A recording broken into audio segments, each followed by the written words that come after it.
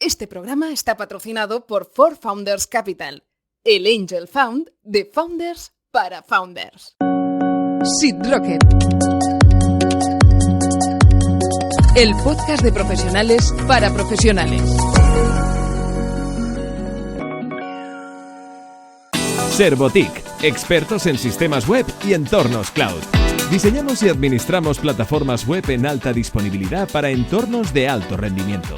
Desplegamos y gestionamos infraestructuras como servicio de forma ágil y sencilla. Nuestra gestión integral de proyectos te permitirá escalar rápidamente dimensionando los recursos e incrementando la productividad de tu negocio. Queremos formar parte de tu equipo de IT. Cuéntanos tu proyecto. Envíanos un email a info@servotic.com y síguenos en LinkedIn y Twitter, @servoticsl. ¿Qué tal? Bienvenidos a Seed Rocket Startup School, el podcast de profesionales para profesionales, donde descubrimos aquellas historias que, pues nos inspiran y sobre todo de las que aprendemos, porque muchas de ellas pues van recubiertas de muchas reflexiones, de muchos tips, de muchísimas experiencias, aciertos y errores, y es en lo que nos quedamos. Y es que al final este es un podcast que, como bien dice su título, pues es una escuela de aprendizaje en la que además tenemos ocasión a veces de artistas invitados que ya han sido invitados en su momento y que ahora se han convertido en entrevistadores. Ahora descubrimos quién es. Pero antes, como siempre, hagámoslo la presentación de forma canónica. Jesús Monleón, ¿cómo estás? Pues muy bien, aquí estamos, con el encierro. Con el encierro, exacto. Semi-encierro. Exacto, pero en este caso no hay que correr delante de nada. Es un encierro tal cual, que estás encerrado y punto, ¿no? Oye, hoy de nuevo has decidido invitar, en este caso, a Arvin Abarca. ¿Cómo estás, Arvin? Hola, muy bien, muchas gracias. Oye, un placer tenerte aquí. Ya tuviste ocasión en su momento de pasar como invitado, como comentábamos. Y ahora, Jesús, pues parece ser, entiendo que un poquito te ha engañado. ¿Puede ser? Bueno, yo encantado. Intentaré hacerlo lo mejor que pueda. Yo pues conozco mucho al entrevistado de hoy y esa supongo que es la idea de Jesús, de que podamos hacerle una buena entrevista entre todos. Muchas gracias. Sin duda. Un poco la idea era, Arvin, conoce muy bien a Andrés Torrubia, que hoy tenemos el placer de que nos explique un poco su historia, que la verdad que es un crack, y Arvin lo conoce muchísimo, y yo, porque este podcast es un poco piramidal, ¿no? Lo que intentamos es que otra gente pueda entrevistar a otros emprendedores, entrevisten a otros emprendedores, porque los conocen en profundidad, y así sacarle un poco más de chicha a cada entrevistado. La verdad es que sí, y es que, como bien comentáis, Andrés Torrubia, ¿cómo estás? Bienvenido. Buenas, ¿qué tal? Muchas gracias. Que tú tienes una de esas trayectorias que realmente da para un especial de unos cuantos de estos podcasts, por lo que yo he tenido ocasión de descubrir y que también nos ha contado Arvin. Así que, oye, será maravilloso que ahora mismo, pues cómo no, descubramos con esta charla, con esta entrevista, pues tus facetas como emprendedor, sobre todo, que en la que no te quedas para nada corto, y todo lo que ha dado de sí y está dando de sí tu trayectoria profesional. Así que, Arvin, cuando quieras. Transparent CDN es una red de distribución de contenido creada por ingenieros españoles con una propuesta de valor muy sencilla: optimizar el rendimiento y mejorar la seguridad de tu web con las mejores y más innovadoras funcionalidades, entregando tus contenidos desde servidores lo más cercanos posibles al usuario, implementando algoritmos de cacheo de contenido para mejorar la velocidad de carga, mejorando el rendimiento general de tus aplicaciones e implementando una capa de seguridad que protegerá tus webs de los principales ataques conocidos como el famoso DDoS o ataque de denegación de servicio. Y todo esto bajo un servicio cercano, amigable y en tu idioma. Empieza a optimizar tu web ya. Más información en transparentcdn.com o escríbenos a info@transparentcdn.com.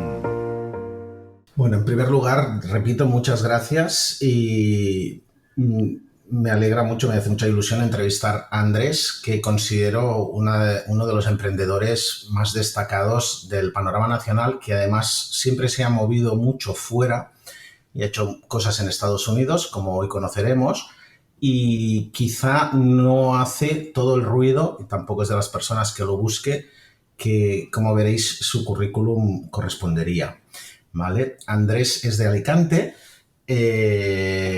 y prácticamente toda su vida ha estado emprendiendo en tecnología. Me gustaría enfocar esto un poquito desde la formación, porque una cosa que vemos en los emprendedores tecnológicos, pues es esa pasión por la tecnología, dónde nace, ¿vale? Así que a mí me gustaría empezar por el principio. ¿En qué momento, Andrés, tienes una inclinación hacia la tecnología y ves que te gusta hacer esto?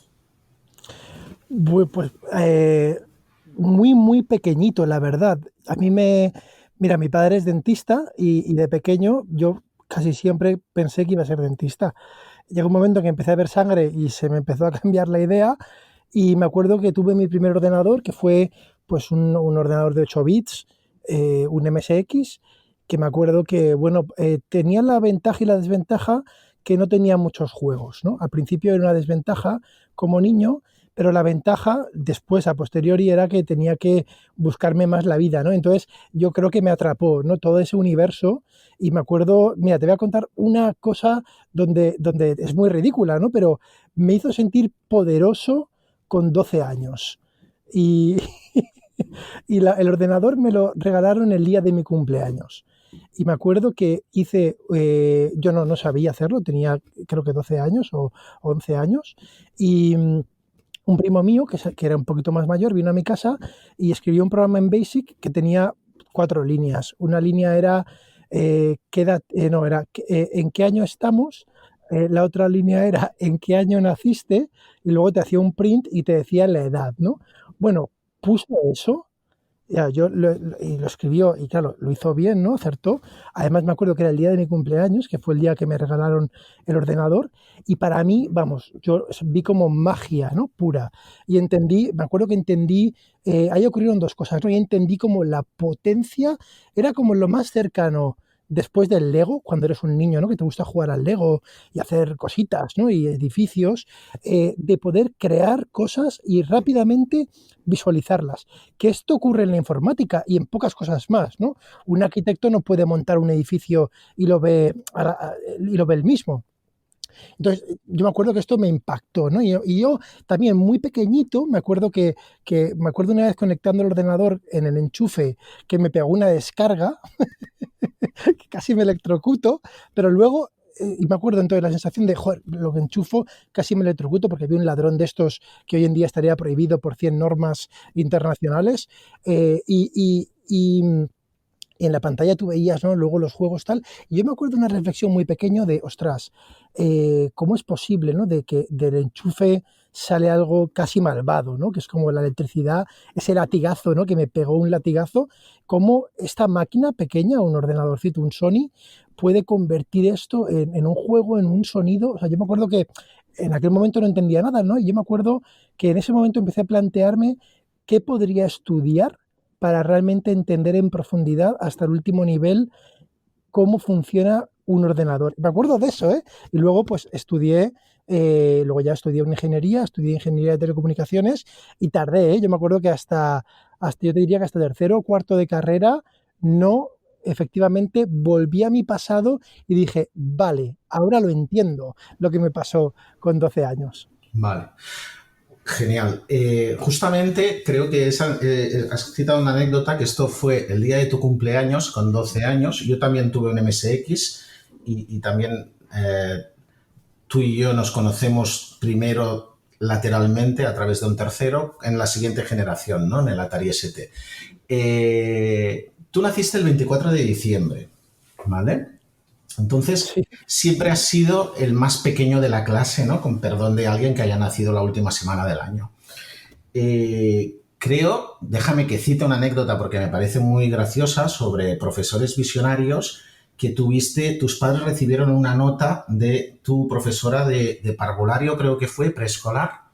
Sí, de parvulario. De parvulario. ¿Qué decía la nota? Pues mira, mi madre la tiene y decía, abundante torpeza, este niño solamente quiere salir al patio a jugar. Vale.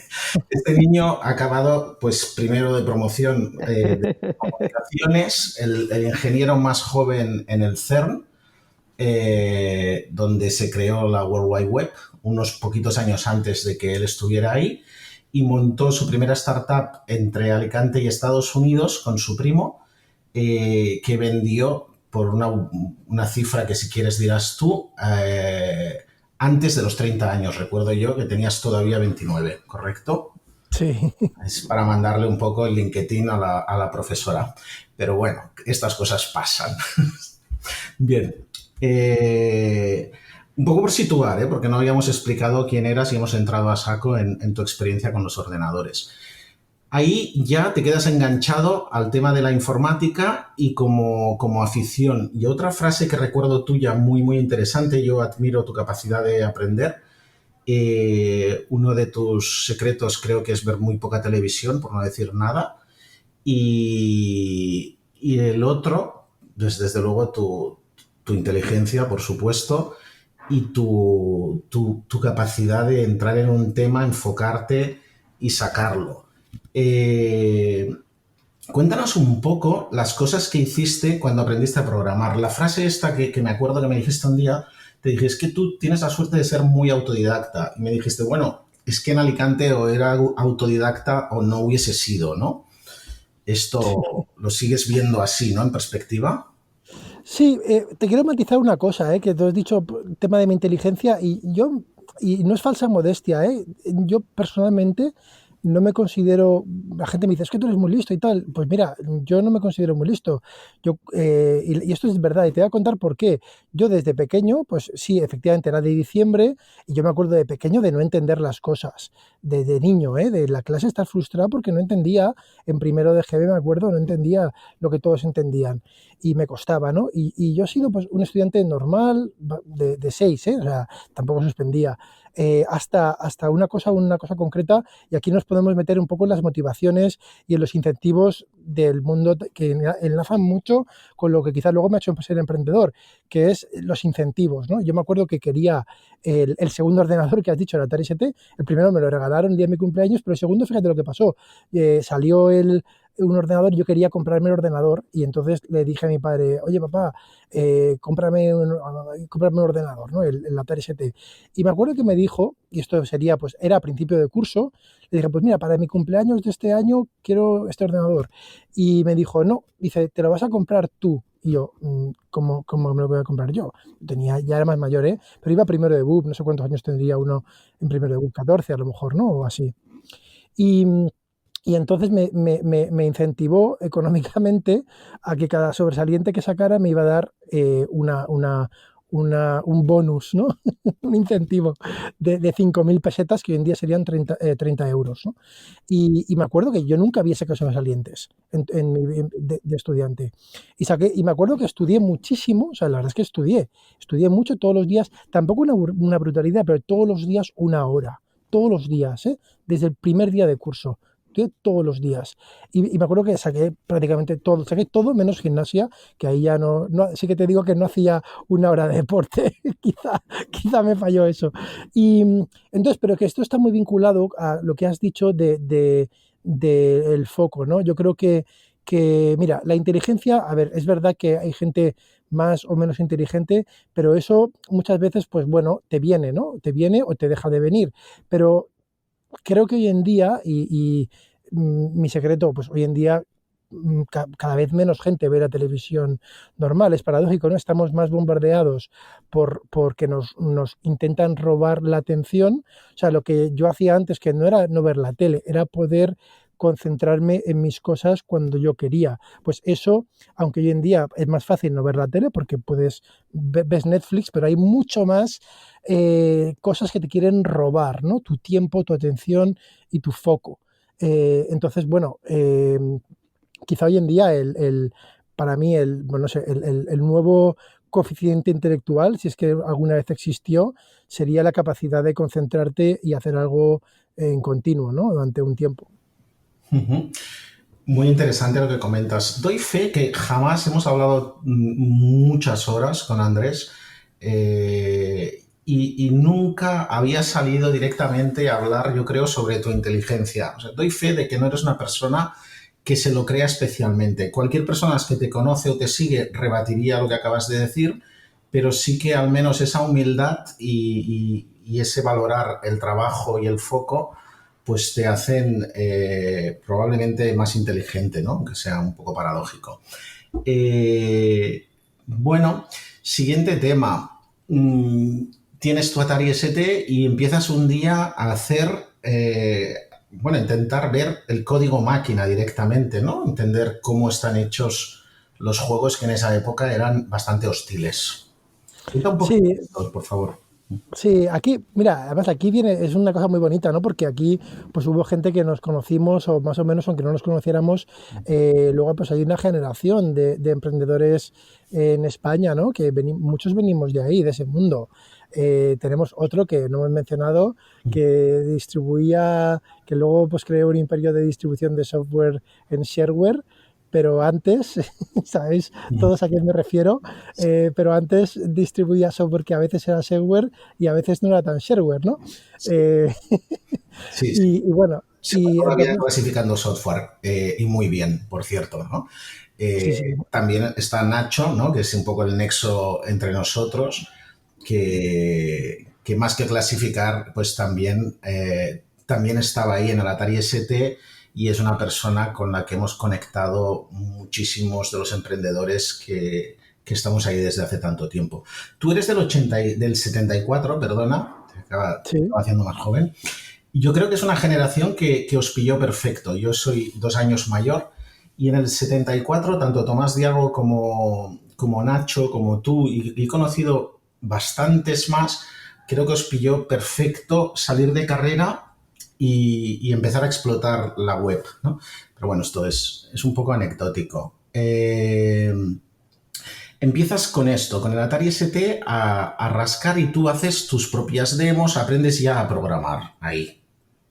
sí, sí, ¿Vale? sí. Y de nuevo, y entonces ahí, claro, una cosa, es que también esto es una cosa que la gente, lo que decías al principio, ¿no? Pues mucha gente que nos escuchará, pues igual tiene hijos o tiene sobrinos, sobrinas, y es la clásica pregunta, ¿no? De que, jo, fijaros qué desolación, ¿no? Estamos en España, tenemos un paro juvenil récord, no sé si Grecia nos gana, ¿no? Pero ahí estamos, codo con codo, en paro juvenil, y hay una paradoja que todos sabemos, ¿no? Que es cómo tenemos un paro juvenil tan grande y sin embargo puestos cualificados, puestos técnicos, nos los rifamos cada vez que queremos contratar a alguien, bueno, pues de cualquier, especialmente pues un ingeniero, una ingeniera, alguien que controle de lead generation, de marketing, de inbound, ¿no? Todos estos keywords disparan enseguida, son puestos muy valiosos y muy codiciados, ¿no? Y es una paradoja, para mí es demoledora. Entonces, mucha gente, claro, enseguida que tenemos hijos, tenemos sobrinos, gente que está tal, le recomendamos, ¿no? Jo, me encantaría que mi hijo, oye, como padre, ¿no? Como madre, pues miras un poco por esperar lo mejor, ¿no? Que aprenda a programar, ¿no? Que aprenda a programar o que se meta en el mundo de la tecnología. Y claro, jo, yo desgraciadamente la experiencia que tengo la veo, es difícil, ¿eh? Porque en mi caso fue muy espontáneo, ¿no? Que de repente te encuentras con una cosa totalmente sin ningún tipo de utilidad, ¿vale? Hacer demos, es que hasta explicar el concepto de qué es una demo es como absurdo. Una demo simplemente es programar un ordenador para que haga efectos visuales y con musiquilla muy chulos, que simplemente es una manera de, entre comillas, fardar de lo bien que programas y que pues en aquel momento era muy difícil, ¿no? Hacer como efectos que combinaban un poquito el arte, pero sobre todo el explotar técnicamente un ordenador que era muy limitado. Cero propósito. Yo le explico a mi padre eso, me acuerdo a mi madre, y bueno, pues no sé, pues porque mira, porque se sacaban buenas notas y me dejaban estar ahí perdiendo horas y horas. Pero es que es cero, vamos, yo mismo lo vería cero conectado con que luego eso pudiera tener algún tipo de rendimiento o de retorno en el futuro, ¿no? Lo cual es muy irónico, ¿eh? O sea, yo no sé, hoy en día, ¿no? Si quieres, digamos, acercar, ¿no? El emprendimiento, a meter a tu hijo, a tu hija en un curso de programación, no lo sé, no sé, lo veo complicado, ¿eh? También decir, ¿no? Que estas demos, explicarlo un poco, yo creo que una palabra para explicarlo bien sería una carátula, una cortinilla digital, ¿no? Como la presentación de las productoras delante de una peli, que a veces se juntan 3 o 4. Sería algo parecido, que generalmente, si no recuerdo mal, iban delante de un juego pirateado, ¿correcto? Sí, bueno, esas eran las intros, ¿no? O las Ah, cracktros. ah. Sí, hay todo un submundo ahí. Sí. Entonces, una demo era puramente eso, sin ningún otro fin y no introducía nada. Sí, sí, sí. Y era además, pero era de fardar, ¿no? O sea, las máquinas estaban muy limitadas. Imagínate, pues, que no se podían mover tantas cosas por pantalla y pues te descubrías un truco Ujú. en ensamblador. Además, se solían programar en ensamblador, que era a la vez muy fácil y a la vez muy difícil también. Ujú. Y entonces era pues una manera de programar algo ahí en el límite. Vale. Sí, scrolls, ¿no? Textos, cosas volando, moviéndose en 3 dimensiones con máquinas que no estaban preparadas para ello, ¿no? Sí. Bueno, entonces, de ahí tú sigues, estamos en bachillerato, ¿no? En el bachillerato de nuestra época, que empezaba en lo que ahora es tercero de ESO, y ya tienes claro que acabarás haciendo una ingeniería. Sí, yo ahí, fíjate, ahí ya lo veo claro, ya evidentemente mi horror por la sangre se multiplica y mi acercamiento a los ordenadores se amplifica. Y de hecho, una cosa que en aquel momento no me di cuenta, pero lo que empiezo a ver es, lo primero, yo aprendo también a programar en ensamblador de una manera totalmente accidental. Me llega un disquete. Me llegaban disquetes, yo compraba disquetes, bueno, pirateados, ¿no? De juegos y de programas y de demos. Me venían disquetes, me venían en un paquete. Recuerda que yo tenía pues 13, 14 años yo creo que tendría por aquel entonces. Y me llegan disquetes y había un disquete que se llamaba Monst, y entonces lo pongo y era un debugger, una cosa que sirve para depurar programas. Es una cosa muy técnica, ¿no? Pero yo ni sabía. Yo Monst, veo ahí un disquete que pone Monst y pensaba que era Monster de un juego, ¿no? Y lo pongo y por accidente, luego pongo un juego y por accidente eso se había quedado cargado y se activa el Monst el debugger, y de repente veo las instrucciones en ensamblador. Entonces, ahora recordemos en la descarga que me pega cuando he dicho al principio, ¿no? Cuando era unos años antes, ¿no? Cuando tenía 11 o 12 años. Y entonces ahí como que he parado la máquina. ¿Sabes? Imagínate, ¿no? Como en una película, tú la estás viendo, le das al botón de parar el mundo, que todos los niños tienen en su cabeza, ¿no? Y andas con todo el mundo que se ha quedado paralizado. Pues un debugger es esto, ¿no? O sea, como que le paras, ¡pum! Se paraliza todo y tú puedes ver lo que estaba haciendo. De repente quitas la cortina y lo ves, ¿no? Y me acuerdo de ese momento de verlo, por supuesto. Yo no tenía ni libros ni nada y aprendí así, viendo eso. Entonces, fíjate, lo que luego conecta esto con el mundo emprendedor es, claro, que en aquel momento utilicé eso pues para el nefario fin de ponerme primero vidas infinitas en los juegos y luego a quitar protecciones, ¿vale? Y ahí enlaza luego con la parte emprendedora. Entonces, una reflexión que yo digo, ostras, o sea, cómo yo de repente desprotejo mi primer programa muy, muy jovencito, desprotejo mi primer programa, pero la reflexión inmediatamente después es, ostras, ¿cómo es posible que yo, un chaval de 14 años en Alicante, ¿sabes? En mi casa ahí, como en un trasterillo, ¿sabes? Sea capaz de desproteger un programa. Es un jueguecito, pero bueno, yo como que en mi cabeza lo hacía muy grande, ¿no? Ostras, como que igual esto se puede mejorar, ¿vale? Y eso se quedó siempre ahí, ¿sabes? Como esa capacidad te da de hacer cosas, ¿no? Se quedó ahí. Y luego conecta, ¿no? Luego, por supuesto, conecta con la faceta emprendedora. Yo te quiero hacer una pregunta a colación de esto que has comentado justo antes, de que como sacabas buenas notas, tus padres te dejaban ahí un número de horas pues que ningún pediatra o psicólogo infantil o educador recomendaría, ¿no?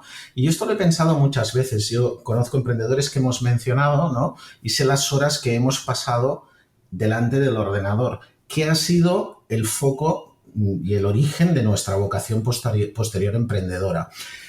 ¿Qué crees que hay que hacer ahora que tú eres padre también? ¿Vale? Tienes un hijo y ¿sigues la recomendación de la Asociación Pediátrica Americana de máximo 2 horas de pantallas al día o le dejas que desarrolle a fondo lo que luego puede ser su futuro? Bueno, hoy ha cambiado, ¿vale? O sea, hoy en día un ordenador no es lo que era en la época que estamos hablando.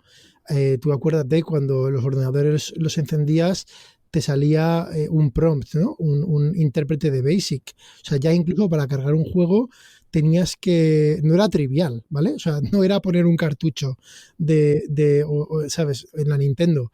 Entonces, no es lo mismo. O sea, pasabas ahí tiempo yo me acuerdo que, bueno, pasabas tiempo jugando a lo mejor, pero yo me acuerdo que pasaba tiempo pensando, ¿no? En cosas. Hoy en día un ordenador, ¿no? Hoy en día pues es como los adultos. Si habéis visto el documental ese tan famoso, El dilema social, ahí está, ¿no? O sea, ahí hay una tensión constante en que pues bueno, podemos debatir si es bueno o malo, pero la realidad es que un montón de tipos de aplicaciones, su modelo se basa en que pases más tiempo ahí, ¿no? Y no necesariamente alineado con el interés del usuario, que encima en este caso pues puede ser un niño. Entonces, ¿qué consejo sigo yo? A ver, depende, la respuesta depende de lo que haga, ¿vale? En el caso concreto, sí, por ejemplo, si mi hijo está en Instagram todo el día, lo limitaría. De hecho, entre semana, mi hijo es mayor, tiene 15 años, y tiene limitado el móvil, el ordenador no, pero tiene limitado el móvil con una aplicación de estas de Google que te lo controla muy bien y puedes poner un cupo de horas, ¿no? Google Family creo que se llama. Y funciona muy bien, ¿eh? Y funciona muy bien. ¿Qué es donde no dejó límite? Y fíjate, yo creo que, y de nuevo, o sea, mira, mi reflexión con el tema de las demos era que en aquel momento, si yo pienso en mi padre, que claro, mi padre es dentista, él no sabría, él nunca lo entendió, ¿no? Pero te dejó, es que a esto quería ir. O sea, nosotros podemos juzgar muy negativamente Instagram o YouTube, ¿no? Y al final, quizá el futuro de nuestros hijos es ser influencers, no lo sé, ¿eh?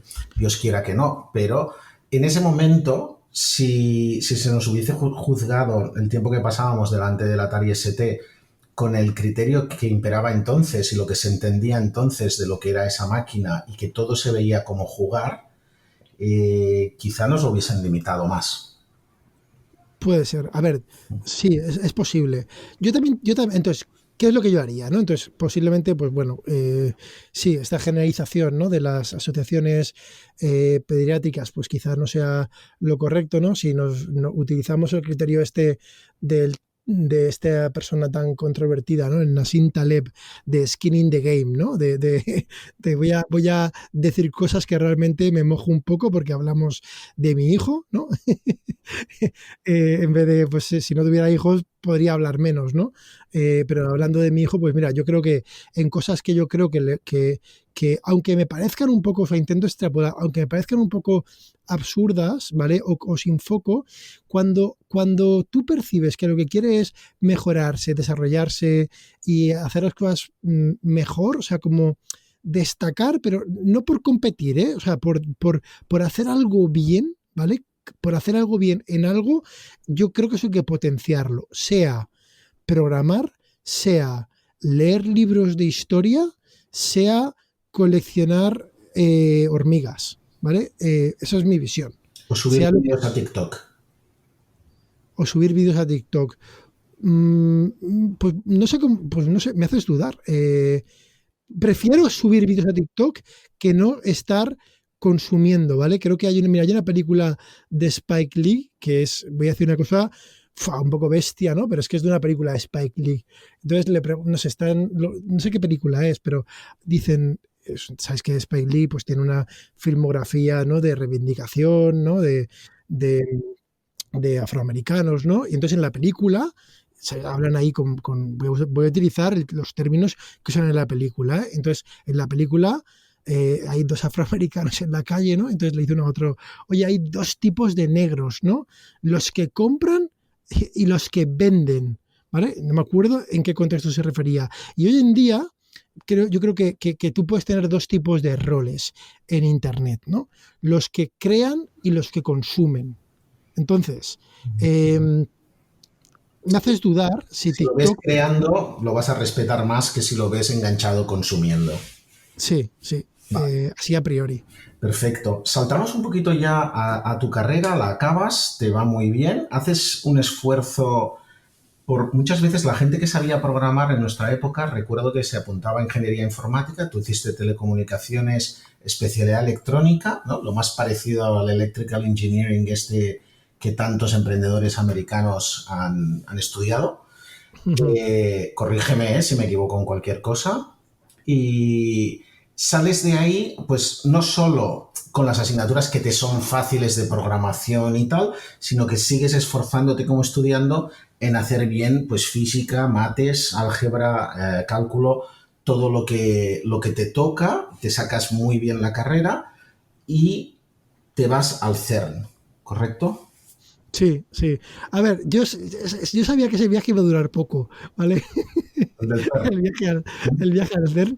¿Por qué? Porque, claro, yo ya, fíjate, la carrera, primero un tema interesante de la carrera, y vamos ahora luego volcamos más al lado emprendedor, pero volviendo al lado de la típica, la otra pregunta, ¿no? Y quizá hoy en día es más difícil de responder todavía, ¿no? Que es, oye, bueno, pues cómo, ya hemos intentado tocar el tema de qué hago con mi hijo, con mi hija, de cómo le intento incentivar, ¿vale? No tengo respuesta, pero sería potenciar algo que pensemos que es usar la cabeza. Y la siguiente es, ¿qué carrera hago? ¿No? Fíjate, me acuerdo, yo quería estudiar informática, porque a mí me gustaban los ordenadores. Yo electrónica, es que no sabía ni lo que era la electrónica.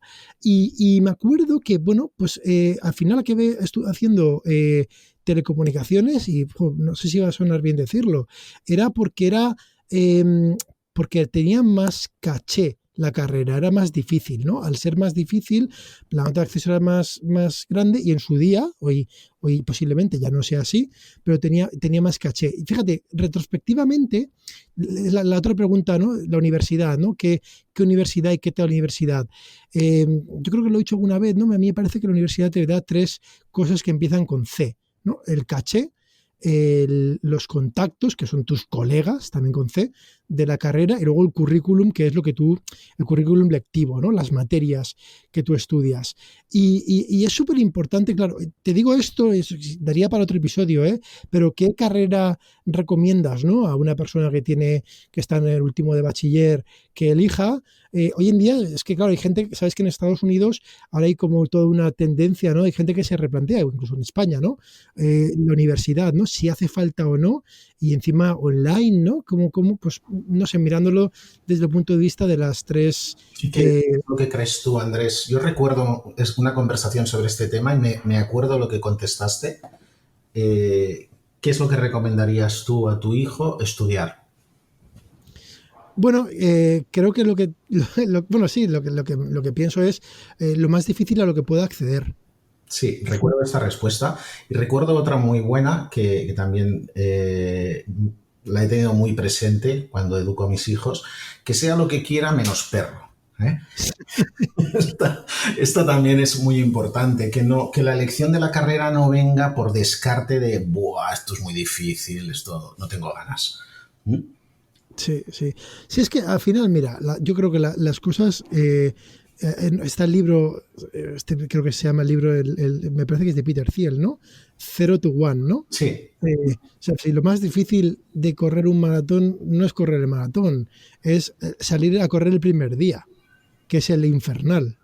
Y ponerse a estudiar o incluso ponerse a emprender, para mí, ¿no? Aunque parezca sacado de un libro de autoayuda, pero bueno, tiene un punto, ¿no? Sí. Pero bueno, si quieres volvemos, ¿no? Entonces, sí, hago la carrera y te decía, me has preguntado por el CERN. Yo sabía que iba a ser un viaje muy rápido porque yo ya, igual que pasó cuando Desprotegiendo Juegos, y yo en la carrera, pues todo eso se repitió y de hecho, pues me acuerdo que hablando con colegas tenía una idea y siempre ocurría que al cabo de 6 meses, 9 meses, en aquel momento todo circulaba más lento que ahora, pues veía en PC Actual o donde fuera, ¿no? Que alguien lo había hecho, se había materializado, ¿no? Me acuerdo pues varias instancias de eso, me acuerdo una en concreto, tú te acordarás de un programa de PC que se llamaba Stacker, de Stack Electronics, que me acuerdo que arrancaba, que era como en ese momento el disco duro ocupaba mucho, o sea, era muy escaso el espacio en disco duro, pues una empresa hizo un programita que te comprimía en tiempo real y así, si tenías un disco duro de 40 megas, pues era como si tuviera 80, ¿no? Así de media. Y yo me acuerdo que pues tuve esa idea, claro, nunca la terminé de programar, pero bueno, sabía cómo programarla y luego siempre pues ocurría, pum, a cabo de X meses salía, ¿no? Con lo cual ya me daba una pista muy grande, ¿no?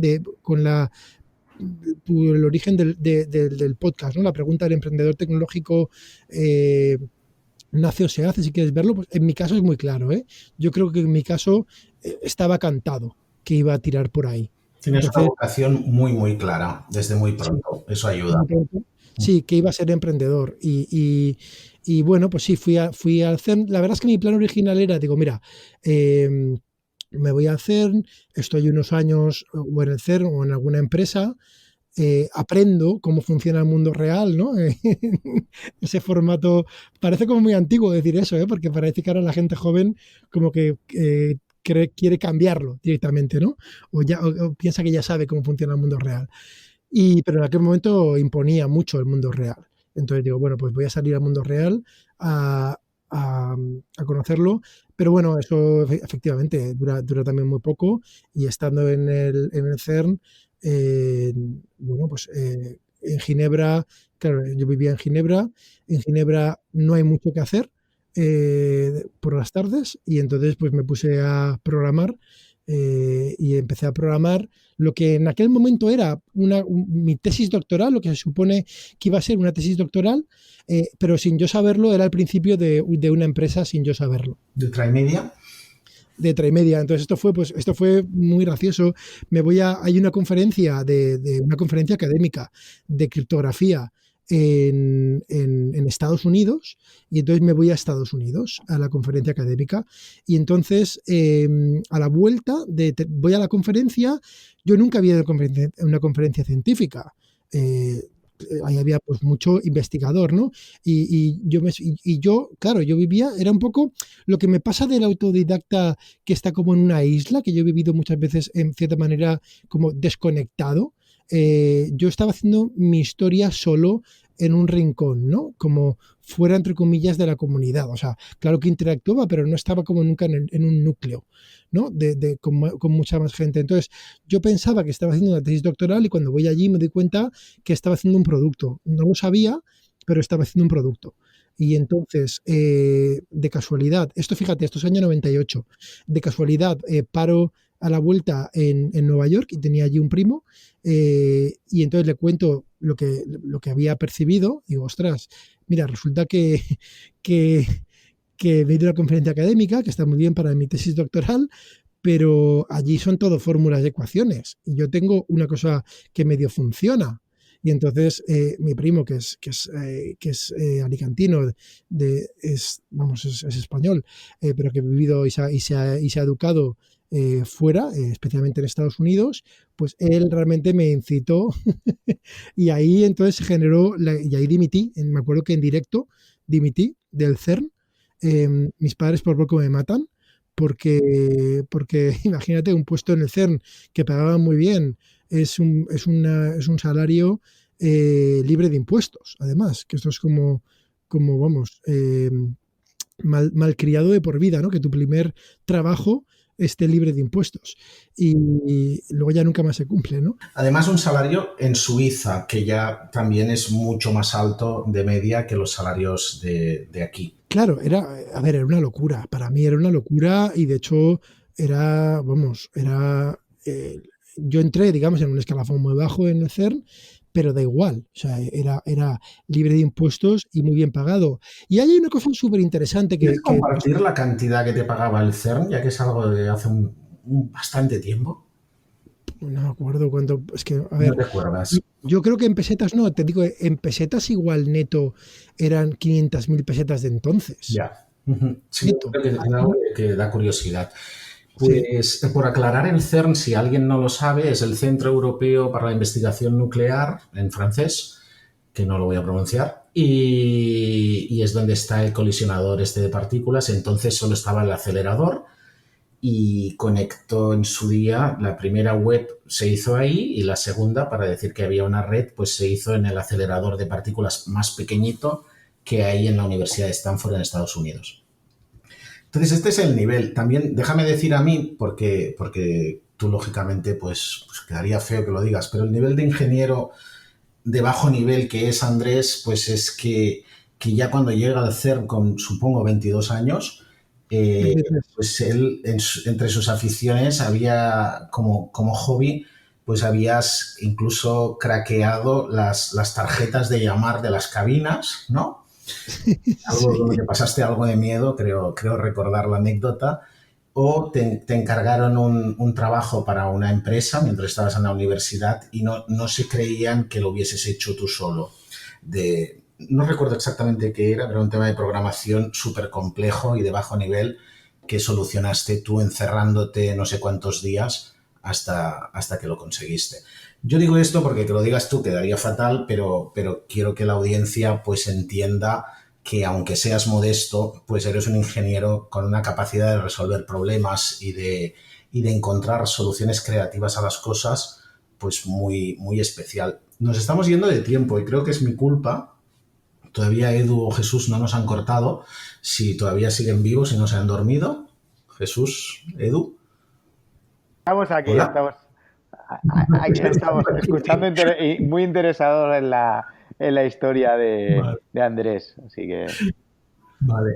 Yo es que he querido, permitiendo la licencia, pero entrar mucho en esa formación y tal, porque luego batallitas de empresas que han ido bien y otras que han costado más, ¿vale? Pues hay muchas y yo creo que la historia de Andrés, de cómo llega ahí, es muy interesante. Espero que compartáis esta visión. Entonces, montas tu primera empresa que es justo de esa experiencia haciendo demos e intentando desproteger juegos. Creas en el momento que empieza eso a ser algo en todo el mundo, o sea, realmente es una empresa puntera tecnológicamente a nivel mundial, a crear un sistema para distribuir juegos online con protección, ¿no? Que además estuvo muy maldito el tema de estas protecciones si se hacía de una manera abusiva, intrusiva, que se llamaban DRMs, ¿no? Gestión de derechos. Cuéntanos un poco más, Andrés. Sí, a ver, es muy interesante porque fíjate, venía, digamos, entre comillas, un poco del lado oscuro. Has mencionado, bueno, de forma, digamos, muy, entre comillas, tontorrona, he hablado de desproteger juegos, ¿no? Que, bueno, suena como muy casi ingenuo, ¿no? En sentido divertido, ¿no? Hasta simpático, ¿no?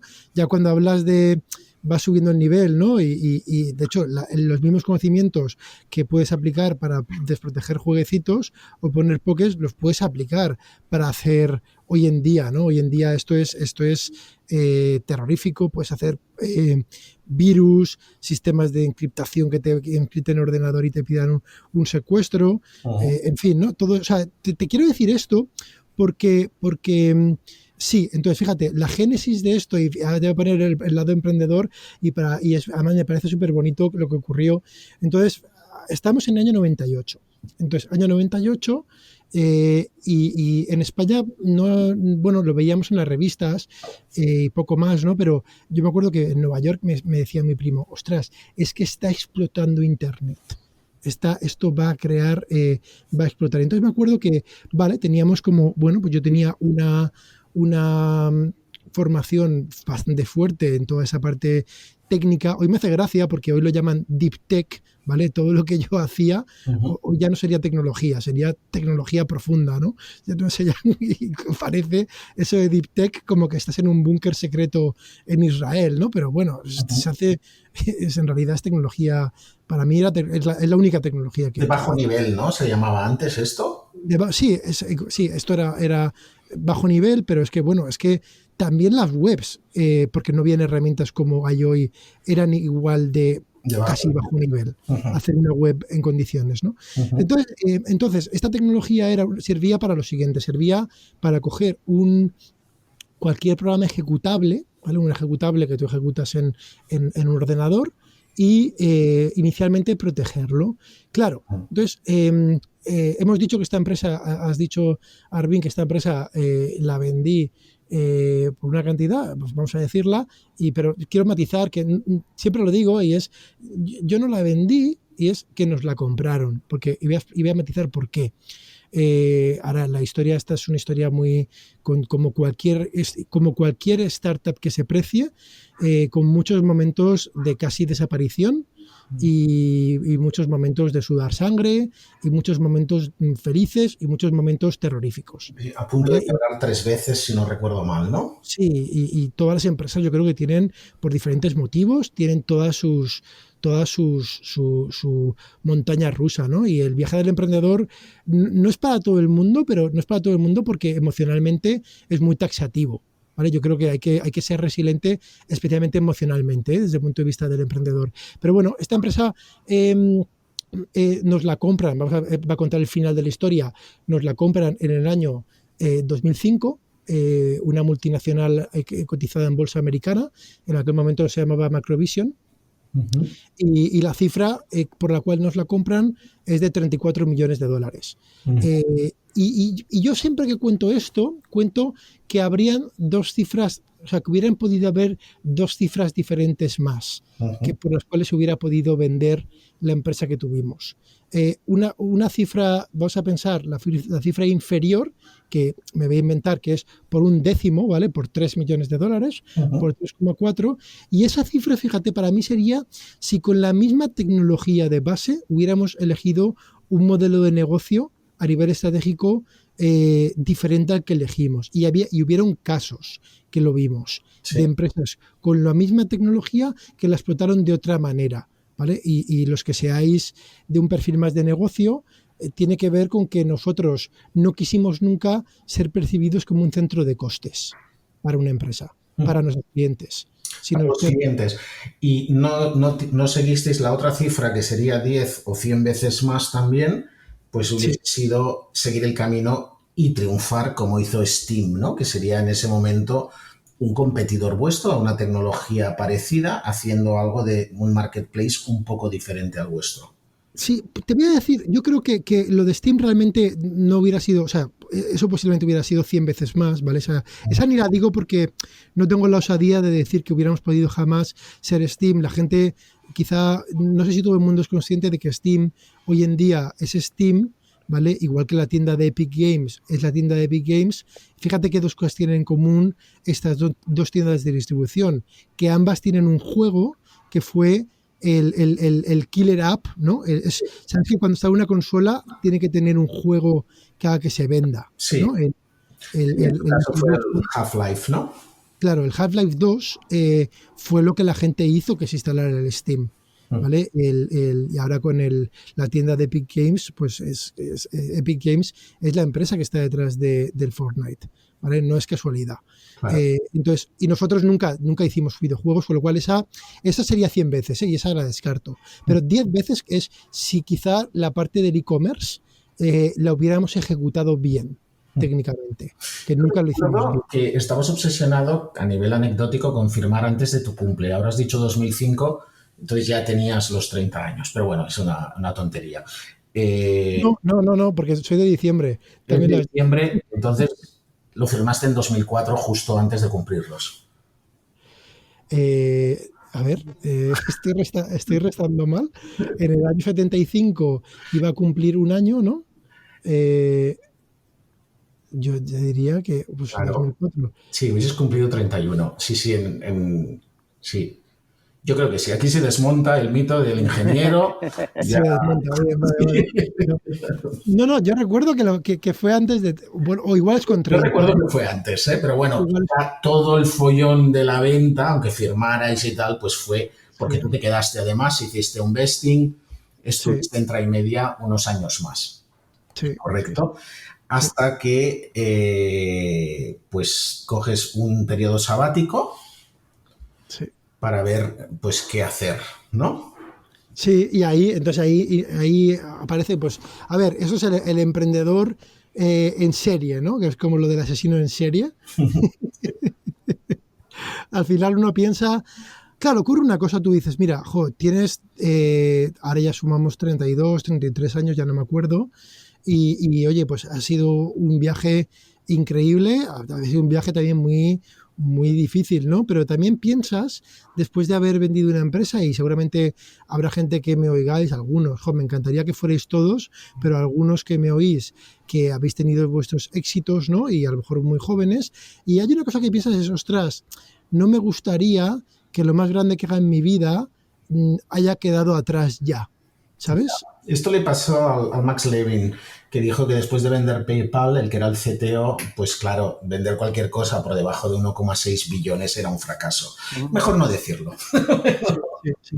Bueno, entonces, yo lo pensé, entonces me acuerdo que fíjate, ¿no? Tenía una dicotomía, y ahora enlazamos con Fixer, pero era una cosa que quedó al menos en mi caso, ¿no? En Trimedia, fue la necesidad de hacer un producto. Trimedia es una empresa que no se conoce, nadie la conoce, el nombre, ¿no?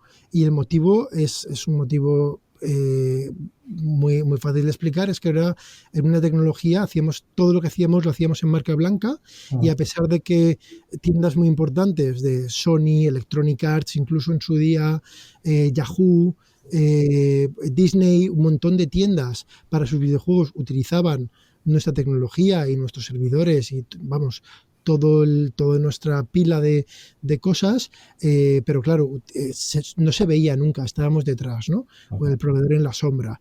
Entonces, siempre me quedé con las ganas de hacer un producto que tocara al usuario final, ¿vale? Que esto es una cosa que el usuario final nunca yo lo había tocado, ¿no?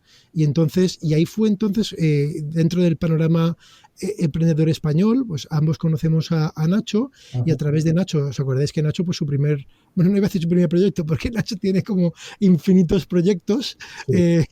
Pero su proyecto quizá también más gordo de aquel momento fue InfoJobs, y yo conocí InfoJobs, y entonces me acuerdo que, claro, InfoJobs es justamente lo contrario, ¿no? Es un proyecto que toca de lleno al usuario final por dos vías, ¿no? En vía marketplace, de ofertas, ¿no? y de perfiles de empleo. Y entonces ahí me acuerdo que estaba esa idea de tocar al usuario final. Ahí no sé si nos habíamos conocido tú y yo, Arvin, antes o sea, mucho antes de eso, igual habíamos coincidido. Yo vi hablar de ti una barbaridad. Los dos éramos advisors de Nacho en InfoJobs. Y claro, tú estabas siempre en Alicante y además con tu empresa. Recuerdo que una vez te ofreció, tenía una crisis técnica, ven a hacer de CTO, y le dijiste, Nacho, tengo mi empresa, no sé, qué no has entendido, ¿no? Sí. Pero bueno, Nacho es un conseguidor, ¿no? Y no le frena nada. O sea, si necesita que el presidente de la Comisión Europea le haga de community manager, él lo va a intentar. Entonces, sí, yo recuerdo esto. Nos conocimos ahí, en esa época que también salía yo de un proyecto que me había ido muy bien, con el ego a tope, justo antes del descalabro absoluto de la economía, ¿no? Porque fue... Sí, ahí la verdad es que nos pilló un momento muy bueno, o sea, muy, muy bueno, que luego se hundió. No se ha repetido. Y sí, nos juntamos para montar Fixer, ¿no? Por eso te conozco también, a raíz ya de trabajar contigo y tal.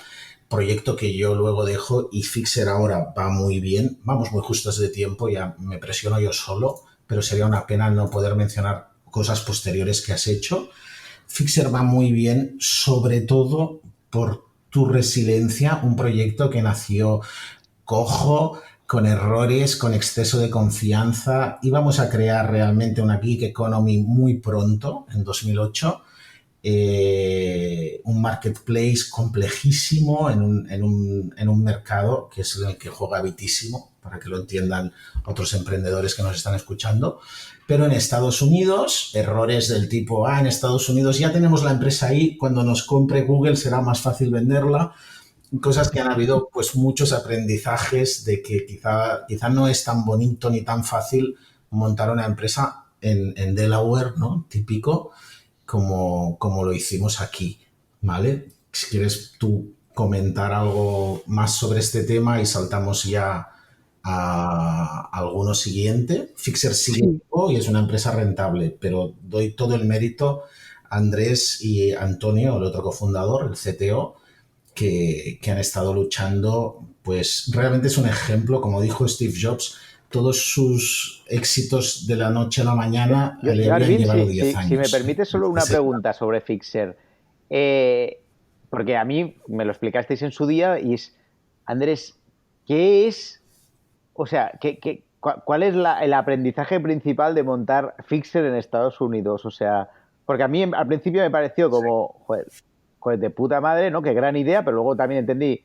que ha habido competencia, pero luego habéis vencido la competencia, ¿no? O sea, cambiando el business model, cambiando cosas. O sea, pero ¿cuál sería tu learning más relevante de haber montado Fixer y enfocándolo al mercado americano?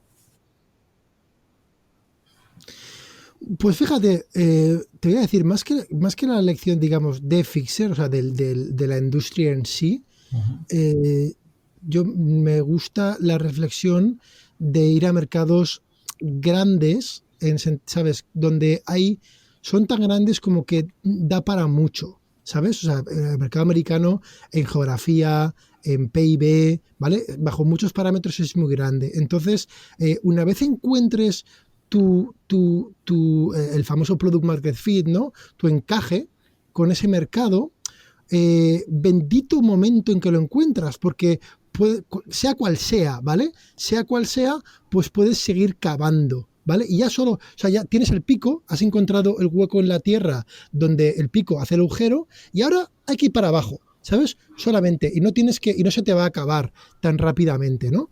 Entonces, es dificilísimo porque es un mercado de mucha competencia, que lo hace muy bien, puede estar muy financiada, la gente dice, pues bueno, yo qué sé, la gente me hace gracia, es que el consumidor americano es muy exigente porque tiene mucha oferta. Ahora en España somos más exigentes con los envíos de e-commerce porque estamos acostumbrados ya a que eso funcione bien. Hace 10 años éramos mucho menos exigentes, ¿no? Entonces, el consumidor americano pues es más exigente simplemente porque tiene más opciones, es menos cautivo, ¿no? Entonces, yo la lección que diría sería que es un mercado que para mí lo que tiene es que si te especializas en una cosa, la haces con mucho cariño y la haces muy bien, ¿vale? Y la haces muy, muy bien, y ahí en mi experiencia se tolera poco o sea, estos nichos que estás solo contra la competencia y aunque lo hagas medio mal, ¿sabes? ¿Te funciona? Vamos, yo no los conozco en Estados Unidos. Yo no los conozco. Yo siempre decía en España hay como, bueno, no en España en general, como cuando muchas empresas exportan en España, yo de broma, y no quiero menospreciar a nadie, pero decía, ¿exportas hacia abajo o exportas hacia arriba? ¿Vale? Y exportar hacia abajo, y no te decía a nivel geopolítico, pero era exportar a países con poca competencia.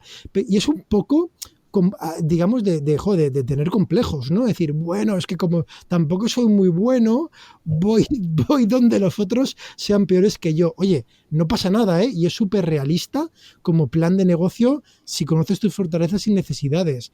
Ese no es el mercado americano, ¿vale? Si vas con esa actitud, ahí es complicado, ¿no? Y de hecho, pues oye, ha habido muchos ejemplos que no. Luego, el motivo de hacer la empresa allí, pues es evidente, ¿no? Es porque vamos al mercado americano. O sea, no es que ahí la gente se piensa que lo haces por cosas extrañas, ¿no? Y ahí no, es que es una empresa que opera y funciona en el mercado americano, con lo cual, pues bueno, es que es lo natural, ¿no? Bueno, pues igual, crear confianza en el consumidor americano, ¿no? De no tener una dirección. Claro, sí. Y todo esto. También hay anécdotas de las dificultades de montar una empresa en Estados Unidos desde aquí, los costes y las sorpresas de no conocer la legislación americana lo bastante bien y que un gestor o un abogado pues tienen otro precio en Estados Unidos, ¿no, Andrés? Sí, hay muchos mitos. Yo me acuerdo que yo mismo pensaba, ¿no? Que en Estados Unidos se pagan pocos impuestos. Sí. Hay gente que de forma un poco, no sé, con ignorancia se atreve a decir que Delaware es un paraíso fiscal.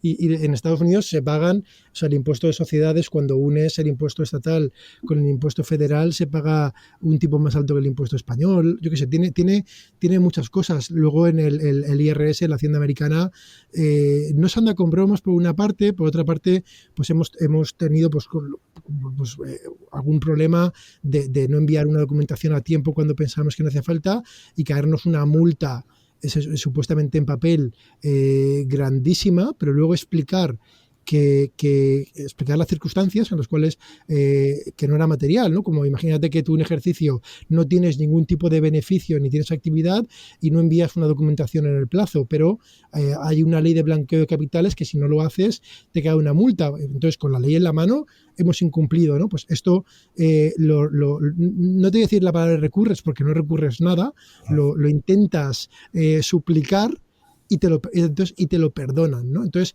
en ese aspecto se nota que es vamos, yo te voy a decir experiencia con n igual a 1, ¿no? Es la única experiencia mía en particular, ¿no? Sin agregar, es que bueno, es que no soy el único que lo dice, ¿no? Es un país orientado a los negocios y orientado al dinero, ¿no? Más experiencia. Andrés, me dicen que tenemos que ir acabando. No podemos acabar sin mencionar que te apuntas a un curso de conducción autónoma en Stanford online y que acabas pues entre los 5 primeros proyectos del mundo de 2.000 equipos, tú y un compañero ruso matemático que te ayuda a hacer esto, y ahí desarrollas toda una actividad, incluso tienes un podcast de inteligencia artificial y bueno, consigues cosas bastante increíbles, sobre todo pensando que es como hobby, ¿no?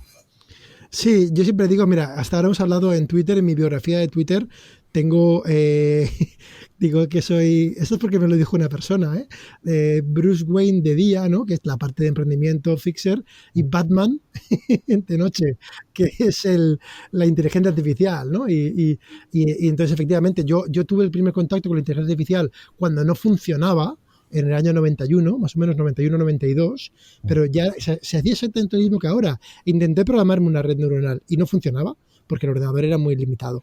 Y ahí no varían los trucos de las demos. Y entonces me reengancho por una curiosidad intelectual a hacer un curso online.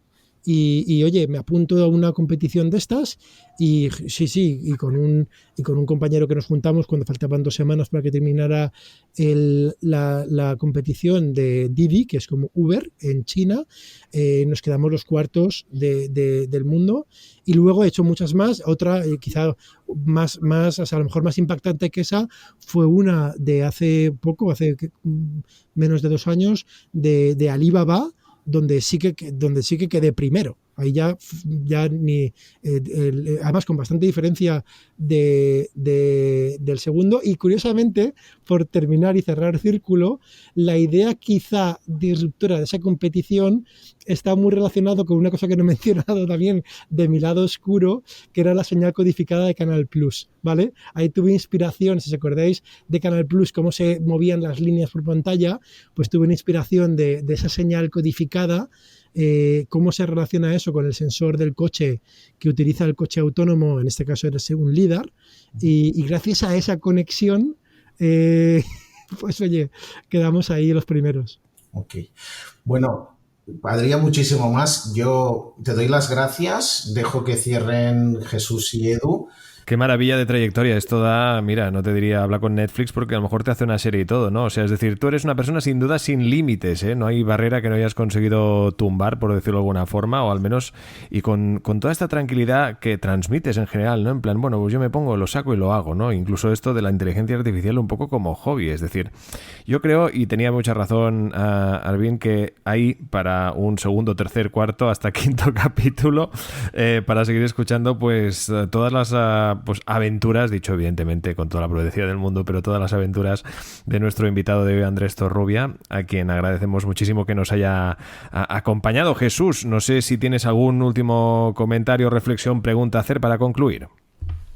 No, yo tengo varias preguntas, pero se las haré en otro momento para no alargarlo, porque sí, porque es súper interesante la trayectoria de Andrés y lo que explica de inteligencia artificial. Yo creo que todos, la verdad que nos quedamos sorprendidos, ¿no? con la capacidad. No, de verdad que espectacular, y también a agradecer a Arvin Abarca, CEO de Grand Voyage, que haya sabido evidentemente tocar esos puntos de interés en nuestro invitado, que no era cosa fácil. La verdad es que hoy tenías una tarea bastante compleja, aunque ya conocieras a nuestro invitado, pero claro, son tantísimos los temas que, oye, has hecho una buena selección y quién sabe si más adelante hacemos esta segunda parte. ¿De acuerdo, Arvin? Muchas gracias a vosotros. Chao, Andrés, Edu, Jesús. Todos los que nos escucháis, pues ya sabéis, esto es Seed Rocket, Startup School, los escucháis en las plataformas de podcast, donde además también tendréis ocasión ya no solo de comentar, sino también de compartir. Interesante e importante que comentéis y que también pues os suscribáis a los capítulos que cada 15 días llegan para escuchar a esos invitados de los que aprendemos y descubrimos trayectorias tan extraordinarias como la de nuestro invitado de hoy. Muchísimas gracias a todos. Be Startup, el servicio para jóvenes empresas innovadoras y tecnológicas tecnológicas del Banco Sabadell con SeedRocket Startup School. Síguenos en Twitter, @SeedRocket, y si deseas más info, www.seedrocket.com.